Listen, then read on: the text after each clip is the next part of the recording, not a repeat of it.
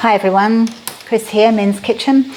Today I'm going to show you how to do a pavlova, and it's going to be a 2-egg pavlova, 2-egg white pavlova.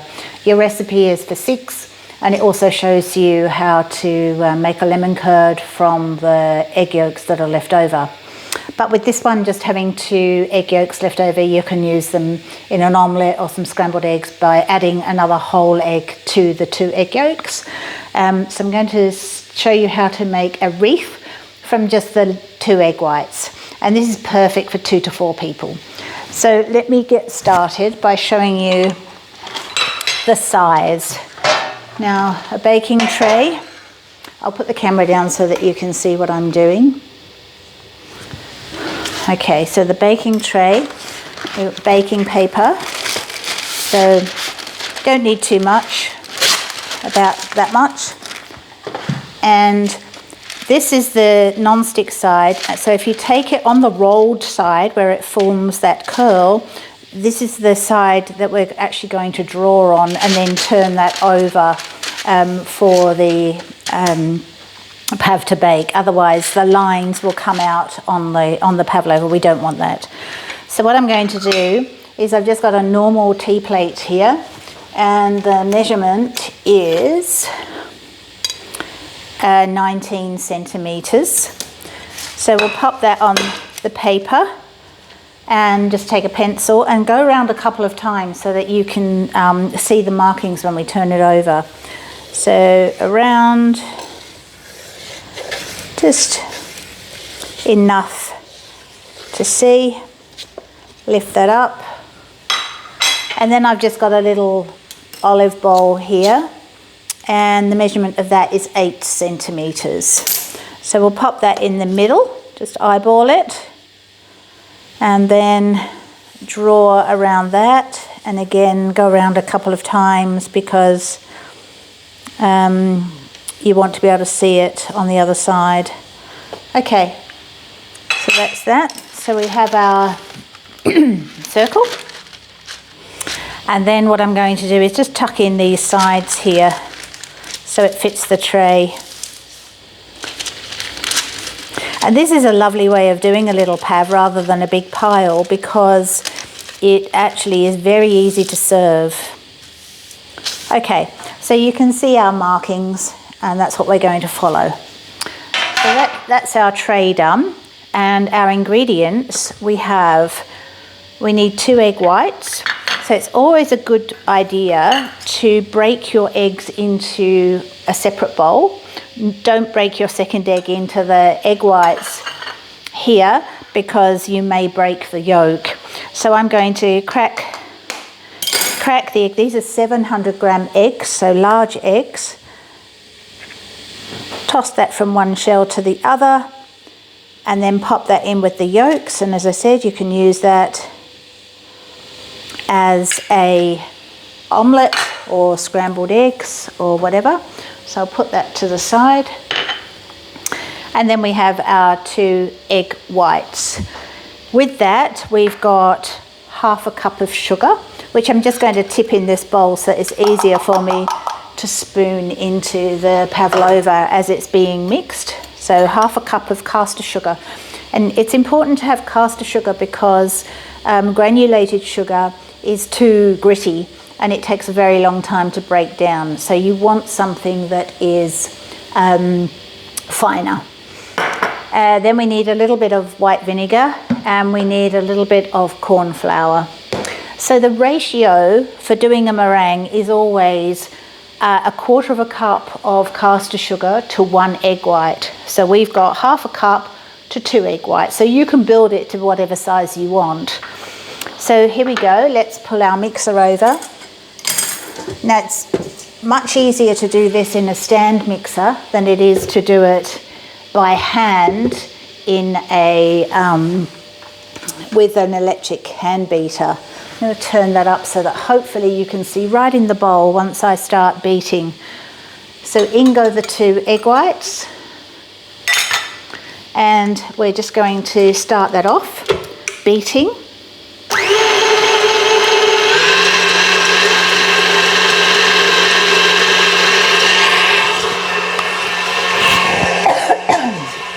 I've got a croak in my voice.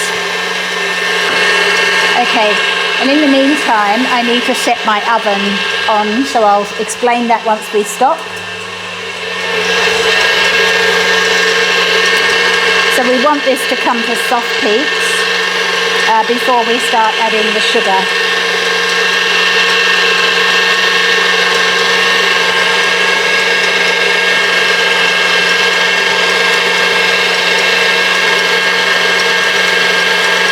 So you can see it's starting to froth up now.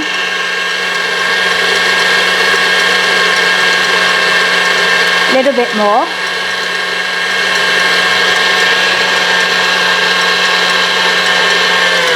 Okay, so at this stage, you can see it's well frothed. We've broken up the egg white, and now we can start adding our sugar a little at a time. It's a good idea to leave 20 to 30 seconds between each addition. So I'm going to put this back on, and I'm going to add 1 dessert spoonful at a time until we've put it all in.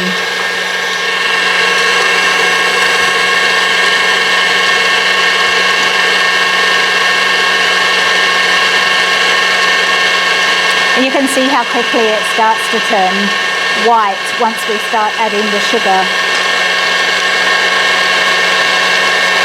So as I said, this is the same technique whether you've got 2 egg whites, 4 egg whites, 6 egg whites.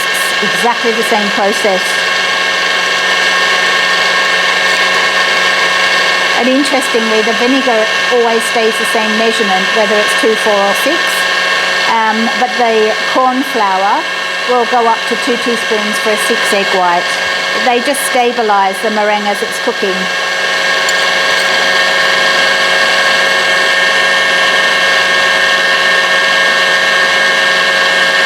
And you can see that's really coming together beautifully now.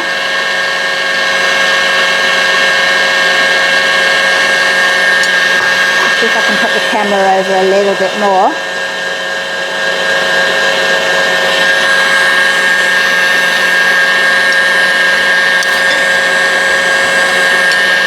And you can see that it's starting to thicken up.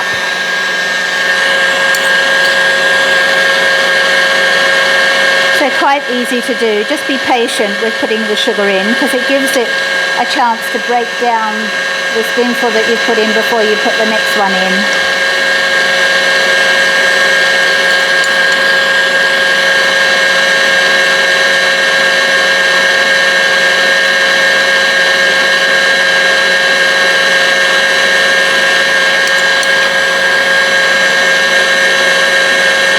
Looking good, starting to look very shiny.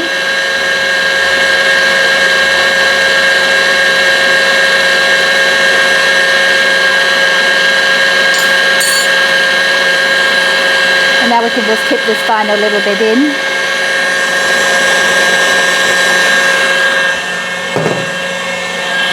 Let that whisk up for another minute or so whilst we make sure that the sugar gets broken down.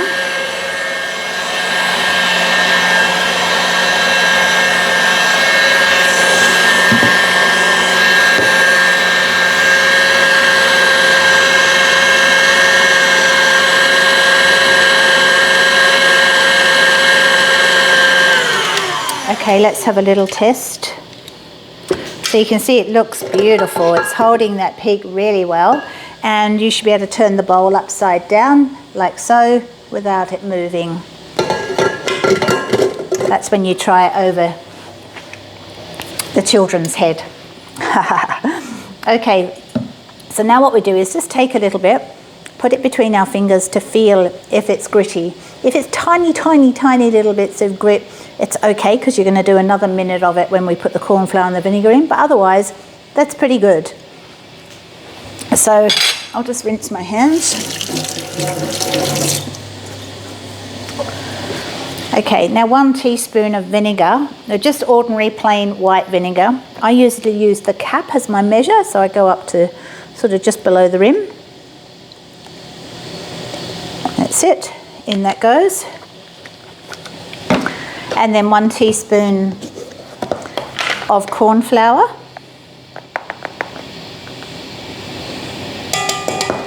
And we want to mix that well. So it's always, as I always say to you, it's always good to have all your ingredients out ready to go. So we'll just let this for another minute.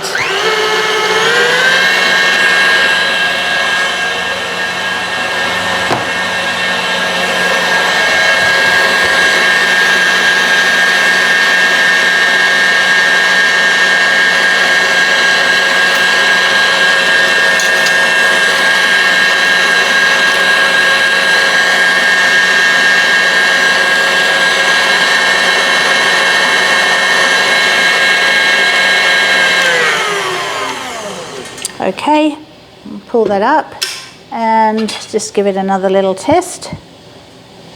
Perfect. So you'll get the finest of grain feeling there. You can whip it for another minute if you want to make sure you get rid of all of it, but this seems to work. Okay, now don't try and reduce the sugar because the ratio is how the meringue works. So if you try and reduce the sugar, you'll end up with a rubbery meringue, or it weeps. Okay, so then we can stand that up to the side. Take this off. Move that out of the way. So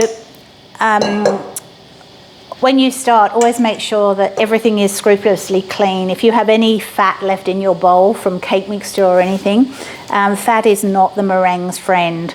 So what I tend to do is also put a little bit of white vinegar on a paper towel and wipe my bowl out before I start, so that we don't have any mishaps. But mine was already cleaned, I did do that.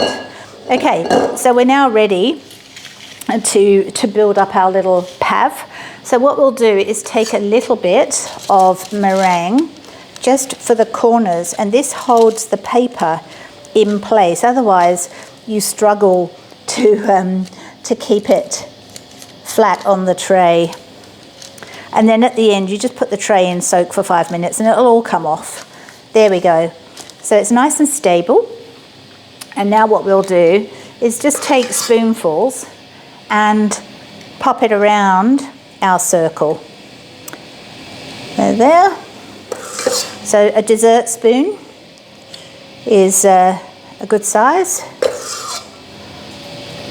for this. And you can see you get these lovely peaks. It's holding really well. The corn flour and the vinegar really help it to stabilise and stay white. But if your temperature of your oven is too hot, then it will go brown quite quickly. I've got my oven set at between 100 and 110. It's difficult to tell because it's not digital. So as close to sort of 100 as you can get it. And I've tested both the fan and no fan, and it doesn't seem to make any difference. So whatever you have. The important thing is to actually leave it in the oven for about 2 hours after it's cooked. So this will cook for about an hour, and then you will turn the oven off and leave it in the oven until it is dry, and it will be marshmallowy on the inside. Now I need to get the spatula out so I can get the remaining meringue from the bowl. Let's do this. Let's scrape our bowl.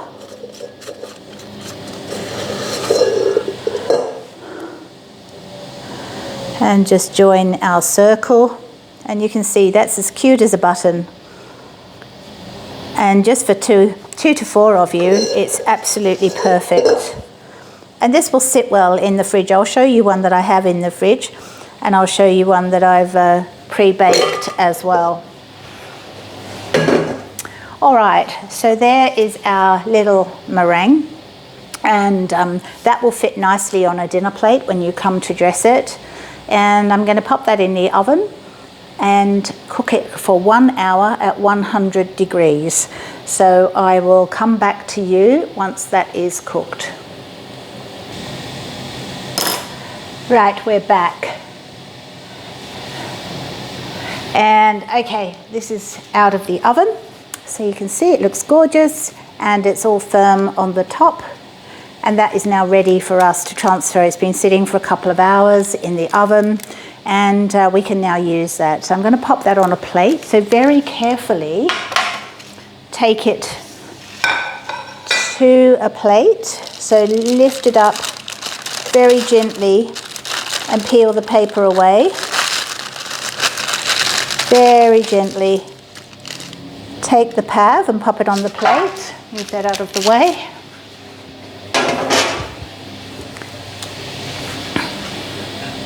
So you can see it fits perfectly on a dinner plate. All right, so now we need to do our cream, and I'm just using thickened cream here. The thickened cream does hold better, but you can use pure cream. I often use pure cream for everything, but this is what was delivered. Okay, so about 300 mils, so we'll pop that in. And I'm just going to use a stick blender to froth that up. So remember, when you use a stick blender, you need to do it in a cylindrical or a jug of some description that has depth to it, because you need to move the stick blender up and down. And I've got it on the lower setting of the speed. So if you have 2 speeds, do it on the lower speed. If you only have 1 speed, then you only have 1 speed. So don't lift it up too high that you spray the room with cream. I've done that before. And it actually does whip up quite quickly. So now that I've got it to that stage, I can go to a higher speed. And it'll come together in like 20 seconds. You can see already that it's becoming quite thick. And I can feel it, the pressure of whipping that cream. So you don't want to over whip it, but you do want to whip it enough to hold. So you can see here that that's holding, so that's perfect. Scrape off as much as you can around the dish. Okay, and then that can go for a wash. And that's our cream ready. Then this time I'm going to do mango, blueberries and kiwi fruit. So I thought I'd show you a little trick with the mango. So take a glass, and you've got your mango cheek here, and you just pop the glass through and squeeze it down the side of the glass, and then you take out all of your mango. And this is a really good way of doing it. So all I did was cut down either side of the stone to get my mango cheek, and then take the glass, pop it in, and just pull it down the side of the glass like this, and you've got all of that mango out of there. Perfect. So tip that out, and then with the remaining mango on the side there, put that to wash. We can just cut around that stone. Mangoes are beautiful at the moment. Cut around, and then somebody gets to suck on the stone, whoever likes to do that in your family. Okay, so I'll put this just in there for the moment. And then here I can just peel off that little bit of mango from its skin, and the same over here. And that can all be, and I'm going to chop it up because our pavlova is small. I'm going to chop our fruit. So let's get rid of that.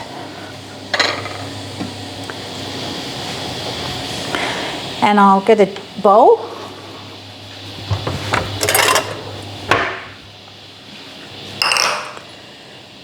So just chop it roughly the same size as your blueberries or your kiwi fruit, and then you can pop it in the bowl. And I've got a ridiculously small chopping board here. There we go, turn it around. And do the same for the other cheek. Okay.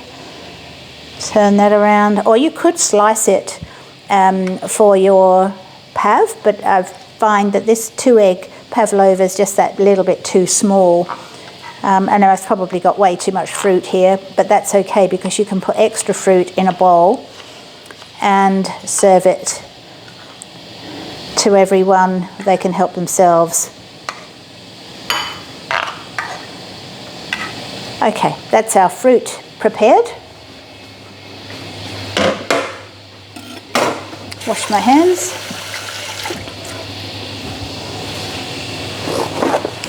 And now we're ready for assembly. So I'll bring my pav over to you so that you can see what I'm doing.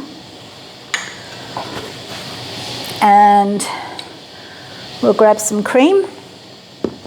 And just as we did with the pavlova, making the meringue, we just do the same thing. We go around the top with the cream and sit it on the peaks and in the troughs. And this is what's going to hold our fruit.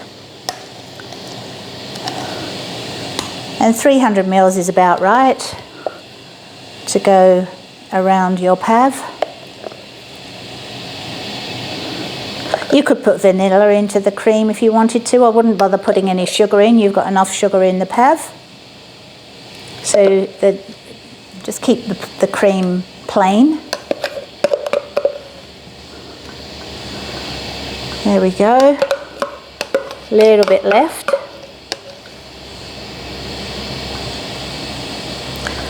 There.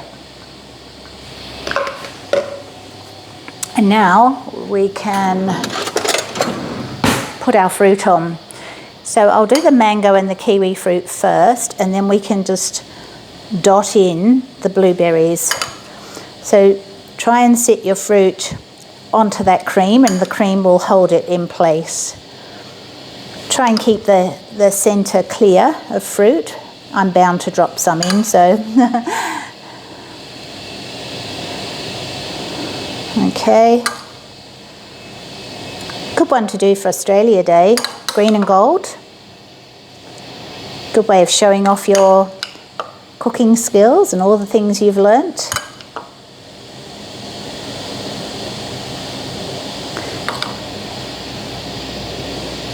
There we go. So that's getting pretty full now, so I won't put any more of that on because I want some kiwi fruit. So we'll put the kiwi fruit around. So you can see they're roughly all the same size, and if you have big pieces and smaller pieces, it makes it harder to cut the meringue. So try and do them roughly the same size. And again, if you have a little bit left over, that's all good. They can just pop that in a bowl. A little bit there, it's looking pretty good. And then we'll pop in some of these blueberries, and we can pop them inside and outside of our circle and just dig them into the cream like that. And as I said, serve extras in the bowl.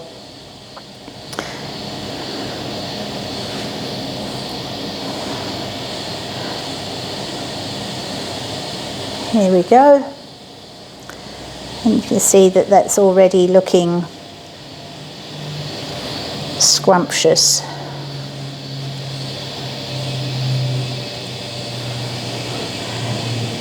And a couple more, and I think we're done. I don't want to overload it and collapse it, but that'll do.